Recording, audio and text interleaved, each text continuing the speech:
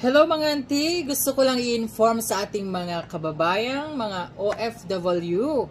Ayan, kung may mga concern kayo, ay andito ang hotline ng 24/7. Ayan, kung makikita nito sa baba mga auntie. Ayan, 24/7 meron at merong sasagot sa inyo kapag tatawag kayo sa ating OWA. At kapag binabaan daw kayo ng tawag, ay antayin nyo lang at sila ang mag-call back sa inyo. So, i-share natin to mga auntie para malaman ng ating mga ibang kababayang, mga OFW, saan ka man sulok ng mundo. Ito kapag nasa abroad ka ay yan yung nasa baba ang ating idadayal.